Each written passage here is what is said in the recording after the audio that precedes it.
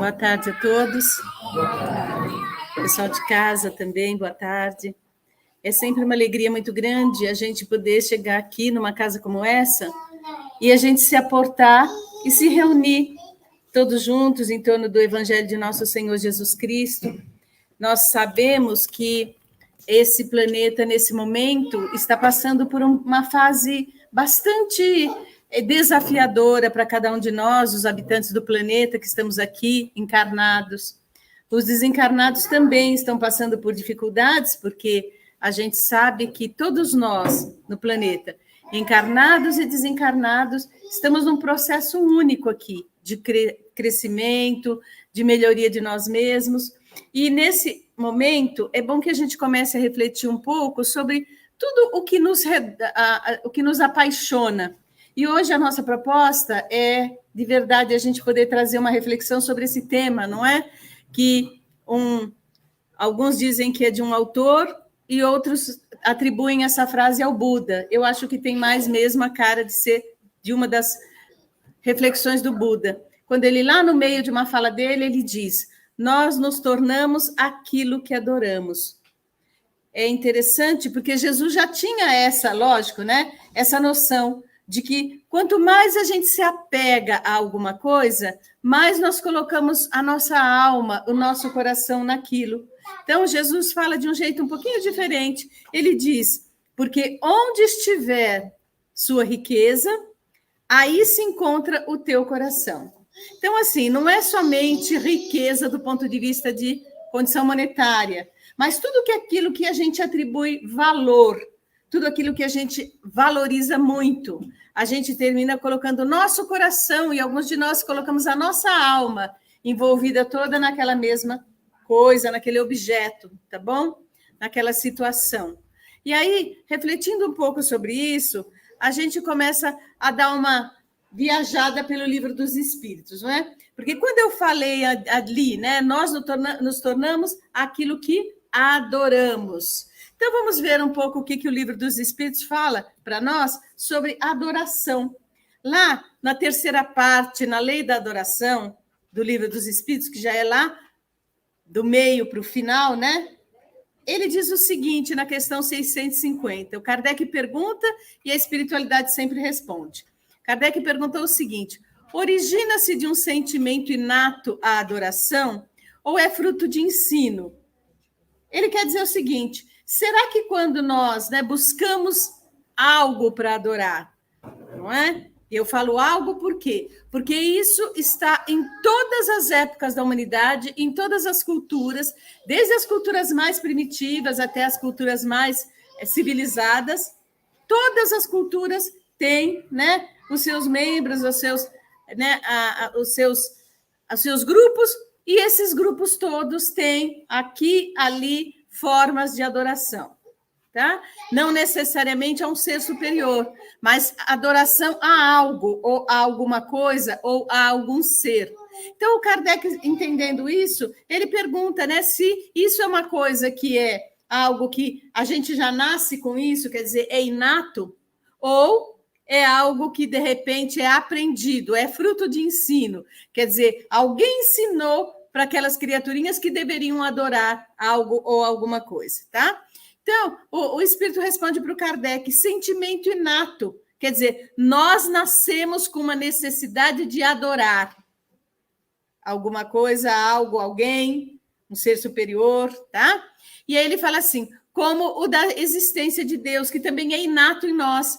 Nós temos uma noção da existência de Deus, ainda que a gente negue. Os agnósticos, os ateus, então eles podem negar a existência de Deus, mas existe neles aquela sementinha querendo frutificar. A consciência da sua fraqueza leva o homem a curvar-se diante daquele que o pode proteger. Ou, não é? Daquilo que o pode proteger. Não necessariamente daquele mas daquilo que o pode proteger. Todos nós, né, desde quando começamos o nosso processo de evolução, a gente tem consciência da nossa fraqueza, porque muitas coisas nos ameaçam e nos ameaçaram de fora para dentro desde o princípio. Então, aqui, aquele sentimento, aquela necessidade de ter algo para nos proteger, tá? E na questão 652, ele vai mais adiante, o Kardec, ele pergunta: poder-se-á considerar a lei natural como fonte originária da adoração?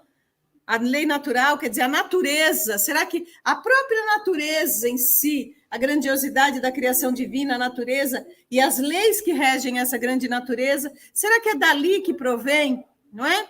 Aí os espíritos respondem: a adoração está na lei natural, pois resulta de um sentimento inato no homem.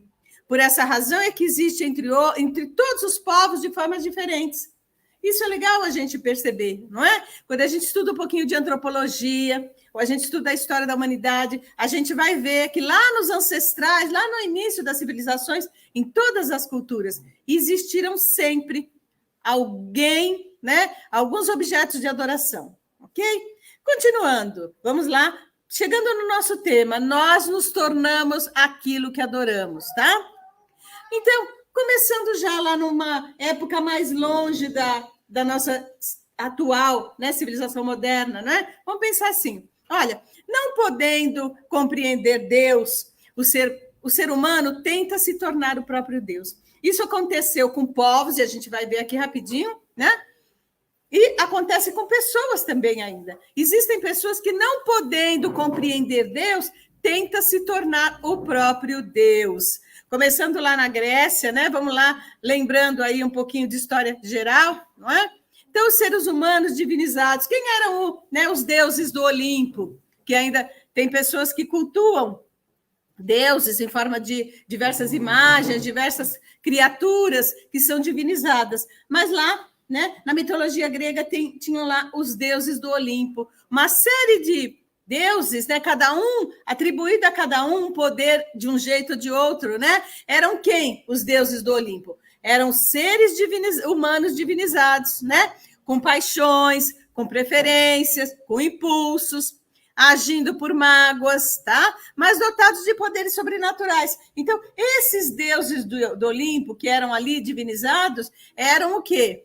Nada mais, nada menos do que o reflexo, a projeção de diversas personalidades humanas, e que, no entanto, eram, né, tidos ali, entendia-se que aquelas criaturas viviam em determinados locais e que, quando evocados, viriam e protegeriam os seres humanos de um jeito ou de outro. Aqui, gente, foi uma fase, foi um período da humanidade que era necessário. Agora, o que a gente vê nisso, gente?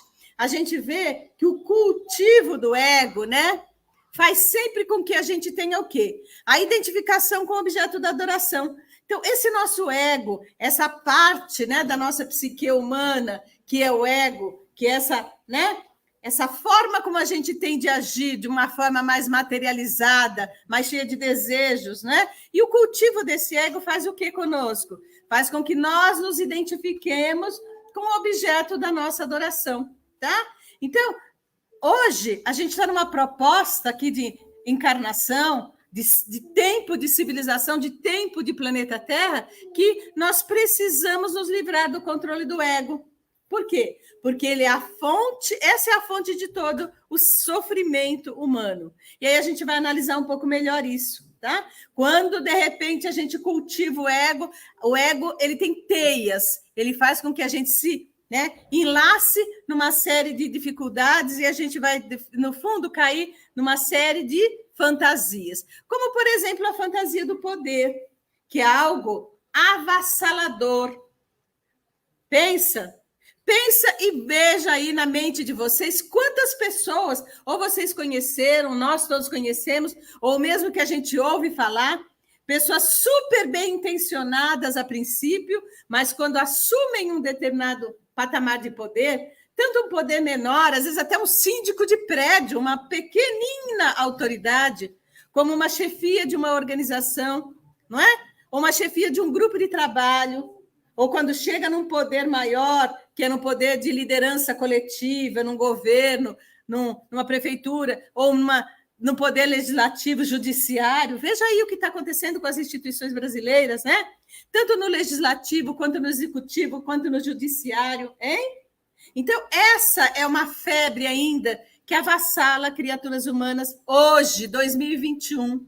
Existe uma proposta muito grande de transição para que isso passe a não ser dessa forma. Mas vamos lá, tá? Não é só essa sede. Vamos lá, ver lá atrás, né? Na época do Império Romano, o que acontecia, gente?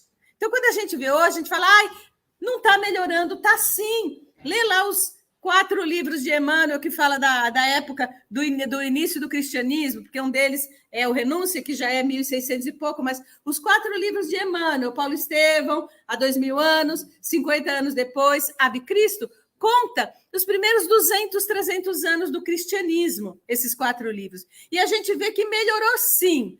Haja visto, olha a situação aqui, bem rapidinho para a gente imaginar como a gente se apaixona e a gente se torna aquilo que nós adoramos. Olha lá. O imperador romano, ele era tido como o quê, gente? Como um deus. Deus em letra minúscula, né?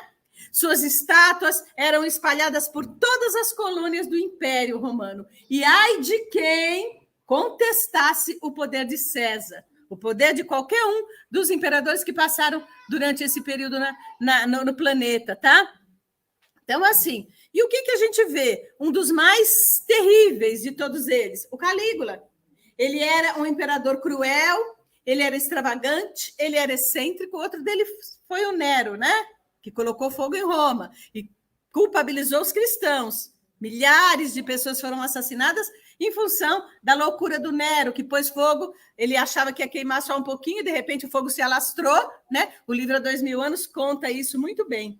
E aí, de Emmanuel, o livro há 2000 anos, a gente fala assim, nossa, o Calígula, né? Ele tinha o quê? Ele tinha um ego tão grande, uma necessidade tão grande de ser exaltado, não é? A vaidade dele não cabia nele, porque a vaidade é um sentimento egóico, tá? Está nessa instância da psique, no ego. E aí, o que ele fazia, gente? Ele pedia, né, que templos fossem erguidos, quer dizer, templos como se fossem uma igreja, tá?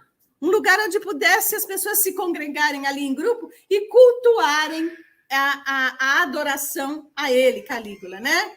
São erguidos para quê? Para cultuar essa figura, né? Então, a lei, o imperador era tido que ele era a lei, ele era a ordem, ele era o divino. Quer dizer, poder sobre vida e morte sobre todas as criaturas abaixo dele. Olha só, aonde se chega a nossa vaidade, a nosso delírio, não é? Até que ponto os seres humanos nós chegamos, tá? Agora, vamos trazer a situação para hoje, para agora que a gente está vivendo. Tem pessoas que se perdem também aonde, gente? Na ambição. Tem um nominho aí que fala, né? Quando a pessoa tem uma ambição muito grande e que ela se apaixona tanto para ganhar dinheiro que ela se torna um workaholic, né? Alguém que não faz mais nada, uma pessoa viciada em trabalho. E por que uma pessoa se vicia em trabalho? É pela atividade em si? Não necessariamente. É pela necessidade de estar trabalhando exaustivamente para galgar um patamar imaginário de status, de poder econômico, de capacidade de repente, atingir um patamar dentro da sua profissão. O que é isso, gente? O nome disso é ambição, tá? Na raiz, na base desse sentimento, tem a ambição. Quando a pessoa às vezes cai em si, ela fala, nossa, ela se torna aquilo. O rosto dela é o quê? É de cansaço, é de uma pessoa depauperada, porque não tem prazer mais em nada a não ser em trabalhar. Esquece tudo, família, amigos, tudo. Não tem nada mais importante, tá? Então, quando a pessoa, de repente, também tem o culto à riqueza, tem lá uma figura bonitinha, né?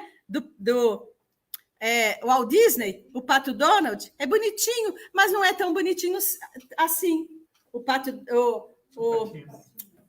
Tio Patinhas, né? Que era na revistinha do Pato Donald, o Tio Patinhas, não é? Então, a gente, criança lá, hoje as crianças não, graças a Deus, não estão mais, mas eu sempre, quando era criança, era o auge, né? Daquele período, daquelas revistinhas do Walt Disney, e eu folheava, eu lia aquilo, falava, nossa, gente, que coisa! Ele tinha uma loucura por aquilo ali.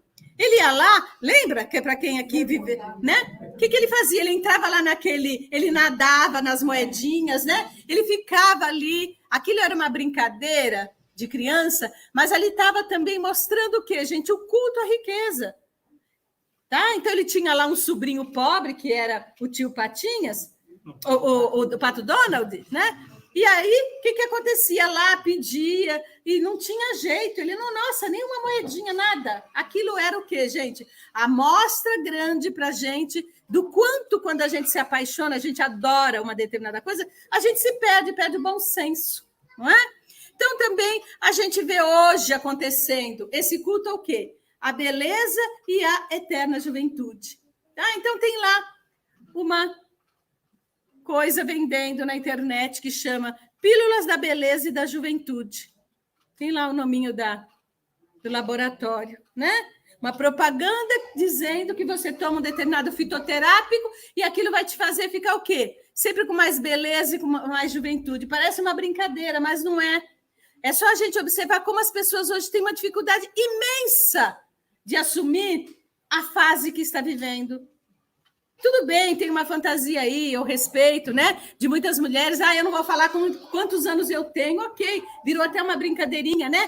Eu não falo, é ofensivo para uma mulher dizer, né? E querer descobrir quantos anos ela tem. Meu Deus, mas ela não tem? Ela tem aqueles 40, aqueles 50, aqueles 60? Tem ou não tem, gente? Tem! Quando ela olha para o espelho, quando ela vê a carteira de identidade dela, ela não sabe que tem essa idade? Então, é um culto à juventude que a gente chega a pensar assim, como assim? Como assim? É lindo uma mulher de 20 anos, é lindo uma mulher de 40, é bela uma mulher de 60, de 80. Por quê? Porque o que está por dentro pode irradiar muito melhor do que o que está por fora. Mas hoje a gente vive essa fantasia do culto à matéria. Ao culto é o quê? A casca, ao corpo, a embalagem, não é? Que, no fundo, esse nosso corpo é o quê? É uma embalagem da nossa alma, do nosso espírito. E aí, esse culto da eterna juventude está fazendo muita gente ficar desesperado, porque quando vai envelhecendo, começa a dar uma agonia e até uma depressão. Há umas décadas atrás, quando a gente não estava vivendo essa maluquice desse culto à beleza e à eterna juventude, as pessoas envelheciam, elas ficavam até mais tranquilas, aquilo ia serenando o coração, não é? Só vocês lembrarem das suas vovós. Que alegria que era você ter uma vovó em casa, que como ela era venerada, como ela era respeitada. Hoje a gente vê que os idosos não têm mais esse respeito. Tá? Então, vamos começar a pensar um pouco o que está acontecendo com a gente. O que a gente está valorizando, o que a gente está adorando, não é? Então, outra coisa interessante, que está demais, né? Isso não é agora, gente, vem de 30 anos para cá. Um culto ao erotismo, ao que é erótico. Então, as paixões sexuais, né? E a gente pergunta, qual é o rosto? Como é que fica uma pessoa que tem uma determinada condição de viciação sexual, tá? O prazer pelo prazer, a qualquer preço, sem ética, sem respeito ao ser humano que está na minha frente. Eu fazendo aquele ser humano que está na minha frente um objeto de desejo, um playground, como se fosse simplesmente um parque de diversão. Tá? E aí a gente fica pensando assim, isso é um dos 7 pecados capitais apontados lá pelo Santo Agostinho, não é? Tomás de Aquino falou muito disso, São Tomás de Aquino. Então, ele fala muito claramente, um dos 7 pecados capitais, a luxúria. E qual é o rosto? Como é que fica essa pessoa? Ela se apaixona tanto que ela vai ficando cada vez mais depauperada, ela vai ficando cada vez mais consumida por aquela energia que ela busca, mas não tem um paradeiro, não é? Como toda viciação. Então, quando a gente chega e a gente pensa, nossa, é verdade, nós nos tornamos aquilo que adoramos. Então, a pessoa adora aquilo, cultua aquela situação e ela se torna aquilo, ela exala aquilo, tá? Vamos um pouco mais adiante, né? Vamos pensar como é que o Evangelho segundo o Espiritismo fala para a gente. É tão linda essa mensagem, lá do capítulo 11, do item 8, do Evangelho segundo o Espiritismo, lá no meados, quando ele está falando, explicando para a gente o nosso processo de evolução, ele diz o seguinte, em sua origem, o homem só tem instintos. Quando mais avançado e corrompido, só tem sensações. Quando instruído e depurado, tem sentimentos. Tá? É de um item chamado a lei do amor. Então, assim, e onde que é o nosso ponto de chegada? É de verdade a maior capacidade de amar, de sentir esse sentimento que a gente tem fragmentos dele. Porque, no fundo, gente, tudo isso que a gente faz aqui no planeta, e a gente vem nascendo, renascendo e fazendo, que é o culto ao poder, o culto ao dinheiro, o culto ao corpo, o culto aos vícios. No fundo, a gente tem fome de quê? Qual é a nossa fome essencial, gente? O que vocês acham? Cada vez querer mais. Prazer, amor. A nossa fome essencial. Cada vez querer mais, sim. Mas querer mais o quê? Amor.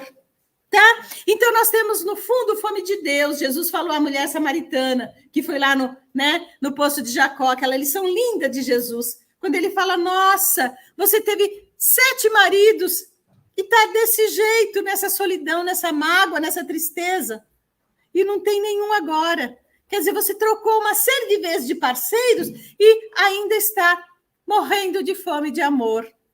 Jesus falou, não é? E aí, gente, aqui o Evangelho segundo o Espiritismo deixa claro para a gente, alguns de nós ainda estamos muito no campo dos instintos. Então, buscando somente as paixões materiais. E quando a gente está vivendo muito esse culto aos instintos, o que acontece? A gente se perde. E a gente perde uma encarnação. A gente perde um corpo. E aí, a gente vai mostrar mais um pouquinho para vocês, né? O rosto de outras adorações. Quando as pessoas se apaixonam por outras coisas que fazem com que a criatura murche, ela derrete. E aí a gente fica morrendo de compaixão quando a gente vê uma situação como essa, tá? Que a pessoa, ela entra pelo caminho das drogas, da drogadição, e aí, aqui, essas imagens são americanas, tá? Tá lá na internet, então é público. De repente, a gente vê, tá? E uma criatura que tinha uma beleza, ela tinha uma postura, e que vai usando a droga, vai usando e vai se transformando no decorrer do uso, ela vai se transformando numa, né, criatura que vira só o bagaço. Todos nós que moramos em São Paulo e que percorremos as ruas, a gente vê ao vivo e a cores criaturinhas, infelizmente, irmãos, irmãzinhas nossas nessas condições, que você olha e a gente fala, meu Deus, que judiação. Qual foi a situação que essa pessoa se jogou, tá? Por N motivos, nós não estamos aqui para julgar. Com certeza, essa pessoa tinha fome de amor, tinha fome de afeto, queria ser compreendida, queria ser respeitada. E, em determinado momento, experimentou uma droga que adoeceu esse cérebro, adoeceu essa alma, a ponto da criatura se adorar, né? Tanto naquilo e passar a não ter mais outro objetivo na vida a não ser o consumo dessa droga. A gente fala, não, Nancy, mas isso é uma coisa física. A criatura começa, o crack é uma droga que vicia no primeiro uso, tá? O primeiro cachimbo, tá? Que a criatura fuma de crack, ela já se torna uma pessoa dependente desse crack. Fisicamente, sim. Mas a gente, dando 2 passos atrás, a gente pergunta, mas o que é que levou uma pessoa, um jovem, a estar experimentando essa droga? Que visivelmente, não é? E para todas as pessoas já é tido claro e absolutamente como algo bem pernicioso. Qualquer jovem, de qualquer lugar, de qualquer periferia, a não ser que chegou do interior hoje, lá, não sabe, foi enganada e usou aquilo sem ter conhecimento daquilo realmente. Porque hoje, os meios de comunicação, as escolas, todos, né, sabemos o quanto o crack é perigoso. E aí, por que uma pessoa se atira a isso, gente? Porque é uma pessoa que está precisando de quê? De amor. A mesma fome, a mesma carência que essa pessoa tem é a mesma que nós temos, de compreensão, de afeto, de respeito, de solidariedade. E aí a gente vai olhando e fala, nossa, gente, Que coisa mais triste. E como é que fica uma pessoa, um usuário de cocaína? Uma droga também bastante pesada. De repente, a gente nem consegue reconhecer. Depois de um tanto de tempo de uso, 9 anos de uso, a pessoa se torna nessas condições. Ela vai modificando completamente a sua feição exterior. O corpo vai destruindo. E aqui, a fala do Buda, nós nos tornamos naquilo que adoramos, fica muito claro, porque a pessoa se transforma naquilo que adora, quer dizer, um bagaço, um ser completamente destruído por uma coisa destrutiva, como uma droga como a cocaína. Tá? E o mais triste de tudo isso, a gente agora vai ver que a droga mais usada no mundo inteiro, não é? E que as criaturas entendem como até uma delícia, assim, e sem isso não dá para ter alegria numa festa, o álcool. Não é? Não tem alegria numa festa. Ai, festa sem álcool. Ai, é festa de evangélico. Eles são, ai, que gente mais fanática, que gente babaca. Não tem alegria. Mas 14% da população mundial tem quimiodependência. Se usar uma latinha de cerveja, um jovenzinho como esse que eu estou vendo aqui na minha frente, que deve ter uns 14, 15 anos, não é? Por aí, não é? Então, assim, um jovenzinho que não sabe ainda se tem ou não tem a doença física chamada quimiodependência, vai lá, toma uma latinha de cerveja numa festa. Aí fica muito aceso, não sabe nem por quê, para tomar a segunda latinha, a terceira, a quarta, a quinta, a sexta. Pode ser que naquela festa o acesso dele foi em uma latinha só, mas já disparou no cérebro. Isso é neurologia, viu, gente? Não é conversa mole de psicóloga espírita, não. Isso é científico. E o pessoal do Alcoólicos Anônimos, que o Fernando falou, do AA, do Narcóticos Anônimos, que o Fernando falou que tem aqui no domingo das 10 ao meio-dia, o NA, tá? Esses grupos sabem perfeitamente, por vivência na vida deles e pelos estudos, porque eles têm uma vasta literatura que fala disso, tá? E aí, toda vez que uma pessoa que tem a doença do alcoolismo nela, e ela é uma doença que você não sabe que tem, você só fica sabendo que tem quando você usa a química. Quando você usa o álcool, e aí você usa o primeiro baseado, você dá o primeiro cheiradinho no papelote, aí você fica diferente, porque é diferente alguém que toma uma latinha de cerveja e não é alcoolista, não tem no cérebro o disparo para alcoolismo, e uma pessoa que tem. A que tem, nossa, ele vai ter uma sensação muito mais prazerosa. Para ele vai dar uma coisa assim que ele vai achar uma delícia. A sensação nele é muito diferente.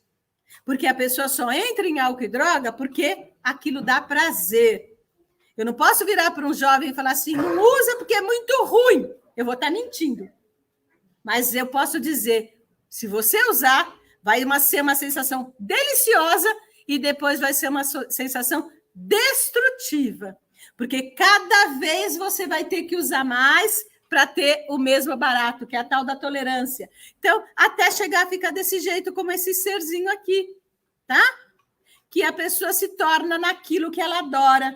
Ela, de repente, o álcool produz isso. A pessoa exala em todos os poros o cheiro do álcool. O alcoolista, se estiver sentado do seu lado, ele usou ontem à noite o álcool, ele abusou, ele usou uma quantidade maior de álcool. Se você tem um pouco de sensibilidade, sentado ao lado dele, a respiração dele, durante 72 horas, exala álcool. Os poros dele, o suor do alcoolista, as esposas de alcoolista trocam aquela fronha do travesseiro muitas vezes. Por quê? Porque aquela fronha do travesseiro tem cheiro de álcool.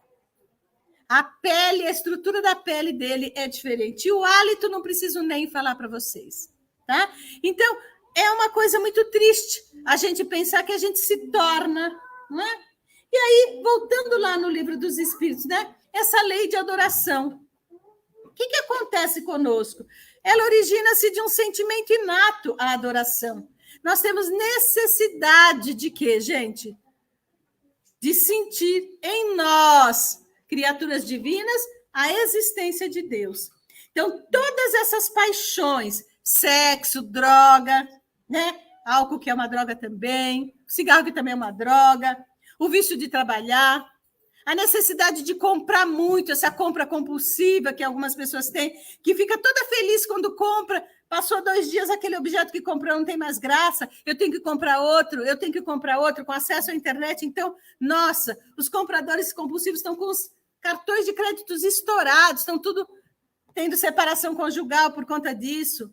Então, a gente vê assim, o que é que nós buscamos com tudo isso? No fundo, a gente busca Deus. A gente precisa estar numa casa como essa, aqui, para reforçar em nós a ideia de Deus. Porque tem gente que já conseguiu isso, gente, mesmo não tendo religião. Aqui, a foto do Albert Sabin, o descobridor de quem? Do quê? Salvou milhares da vacina de poliomielite. Quer dizer, vacina Sabin. Olha, salvou milhares e milhares esse jovem polonês que foi para os Estados Unidos com 15 anos e chegando lá nos Estados Unidos se formou em medicina e se tornou um pesquisador e morria de compaixão, sentimento divino. Eu olho aquelas crianças com problemas, uma atrás da outra tendo poliomielite, ficando irreversivelmente deficientes físicas, muitas morrendo, e aí ele se atira a uma pesquisa exaustiva. Então, ele se apaixonou pela ciência. Olha que coisa. Então, a gente pode se apaixonar pelas coisas da terra. E a gente pode se apaixonar pelas coisas divinas. A ciência, a filosofia e a religião são 3 instâncias divinas de conhecimento humano. E o Sabin, ele foi essa cara linda. Olha a coisa, que rosto é esse, gente? De alguém feliz. Tá? Ele abriu mão dos direitos autorais na patente lá da vacina dele, né? Quanto se pediu para abrir mão? Hoje a gente tem aí, né? Umas vacinas melhores que as outras. A gente sabe que sim. Dessas vacinas todas que estão aí, a gente tomando, umas são mais eficazes, sim. Mas alguém quer abrir a patente? Não. Então, ele abriu mão. Por quê? Porque ele queria salvar vidas, gente. A paixão pela ciência dele era a paixão de salvar vidas. E outras pessoas também se apaixonaram e se tornaram aquilo que adoraram. Esse Senhor que todos nós conhecemos e que nós temos tanto respeito e carinho, não é? Chico Xavier, ele se apaixonou pela espiritualidade, a ponto de chegar um momento na vida dele que ele falava assim, olha, ele falava para os amigos, faz o seguinte, quando eu começar a conversar com alguém, me cutuca, porque se não tiver ninguém ali, eu não tenho mais como definir quem são os encarnados e quem são os desencarnados. Porque a convivência dele com o mundo espiritual era tamanha que ele se tornou um agente da espiritualidade na Terra. Ele era a criatura espiritual aqui na Terra, tá? Porque ele realmente tinha uma adoração pelo nosso Senhor Jesus Cristo, pelas coisas espirituais. E esse, gente, ele deu a vida pela paz. Tá? Mahatma Gandhi. Ele se apaixona pela possibilidade do povo dele ter paz. E ele dá a vida por aquilo. E ele se torna a criatura mais pacífica e pacificadora de todas que a gente já tem conhecido no mundo. Tá? Uma história linda de um mensageiro de Jesus, com certeza, para amenizar a fúria daquele povo, daquela região. Não é? E é um marco de paz, até hoje, para todos nós. É um símbolo de paz. Ele se transformou naquilo que ele adorava. E aqui, gente, tem um filminho simples no Netflix, para quem não assistiu, assiste. É bem aguinha com açúcar, mas é lindo, porque conta a singeleza dessa senhora. O trabalho maravilhoso que essa senhora fez na Bahia. Tá? Irmã Dulce. A irmã Dulce fez um trabalho lindo, e ela, desde muito jovem, era um símbolo da bondade. Mas de tanta bondade, de tanta doçura, de tanta bondade, de assim, imagino quando alguém chegasse perto dessa pessoa, já devia, né, sentir, exalando dela, uma bondade incrível, porque ela se apaixonou pelo ato de bondade. E um outro símbolo, gente, aí, da humanidade também, tão perto de nós ainda, né? Tão contemporânea, século passado, mas fez um trabalho com milhares e milhares e milhares de criaturas. E esse é o rosto da caridade. Porque não tem ninguém que possa pensar em caridade aqui na nossa, né? Todo mundo. Nossa, qual é o símbolo da caridade que você conhece? Madre Teresa de Calcutá. A gente olha assim e fala, que lindo! Ela realmente também se transformou naquilo que ela adorava.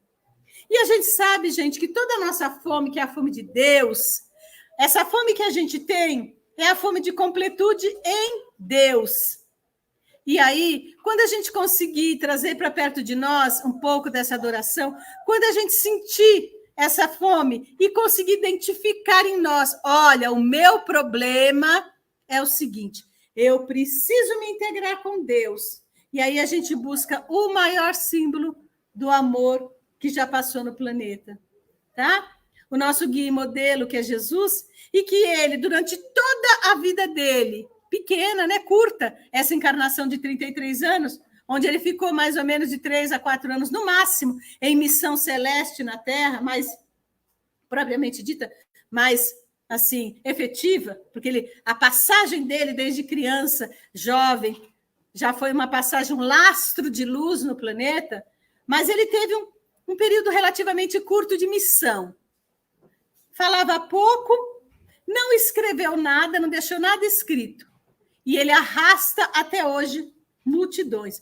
Todas as criaturas do planeta, cristãs e não cristãs, judeus, muçulmanos, budistas, hinduístas, todos essencialmente buscam o caminho do Cristo nas vivências, quando se entregam ao amor a Deus. Então, é isso que nós precisamos pensar. A gente precisa pensar que nossa fome essencial é fome de amor. E a gente precisa assumir que quando Jesus diz eu e o Pai somos um, ele está convidando cada um de nós a sermos um, unificados no amor de Deus, por meio da sua grandiosidade. Tá bom? Que Deus assim nos ampare, que a gente possa pensar o que é. Leva para casa essa pergunta. O que me mobiliza mais? Qual é a minha fome essencial? Como é que eu estou matando essa fome? Como é que eu estou saciando os meus desejos, a minha fome? Qual é o meu desejo central? O que mais eu quero? O que mais eu penso? O que eu mais busco nessa minha vida? Com essa resposta, a gente vai estar sabendo se a gente está conseguindo identificar que a nossa fome é de amor ou se a gente ainda está, não é? Com a nossa boca aberta, buscando um alimento em alimentos que não vão saciar a nossa fome. Tá bom? Muita paz para vocês. Obrigada.